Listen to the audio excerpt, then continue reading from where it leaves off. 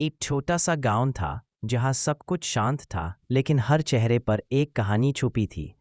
उसी गांव में रहता था एक छोटा लड़का, अमन। अमन गरीब था। उसका घर मिट्टी का बना हुआ था और सिर्फ एक कमरा था जहां पूरा परिवार सोता था। उसके माँ बाप के सपने बड़े थे, लेकिन हालात छोटे। बचपन से ही अमन को समझ आ गया था, अगर जिंदगी में कुछ बनना है तो मेहनत करनी पड़ेगी। हर सुबह जब गांव के बच्चे स्कूल जाने की तैयारी करते, अमन अपने पैरों में चप्पल के बिना खेतों की ओर चल पड़ता। वो हल चलाता, पानी देता, बीज बोता, दिन भर तपती धूप में काम करता।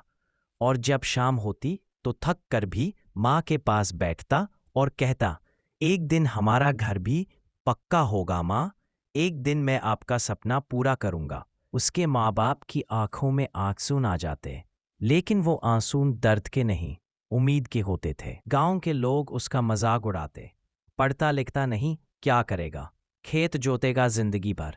लेकिन अमन सिर्फ एक ही बात कहता, मैं खेत ही जोतूंगा, लेकिन एक दिन ये खेत सोना उगलेगा।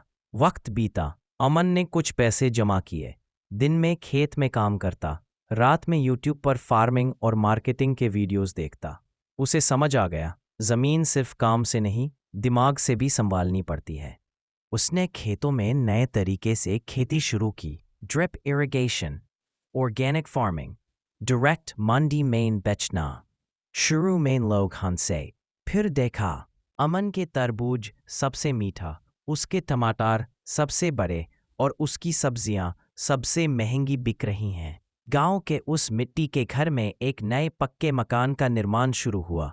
सबको हैरानी थी, ये अमन के घर क्या? जब नए मकान की छत बनी, अमन ने माँ से कहा, ये छत आपके सपने की है माँ, अब बारिश अंदर नहीं आएगी। माँ रो पड़ी और पिता ने सिर्फ इतना कहा, बेटा तूने सिर्फ हमारा नहीं, हर गरीब बाप का सिर ऊंचा कर दिया। अमन की कहानी ये सिखाती है कि गरीबी रुकावट नहीं होती, सपने अगर साफ हों तो रास्ते अपने आप बनते हैं।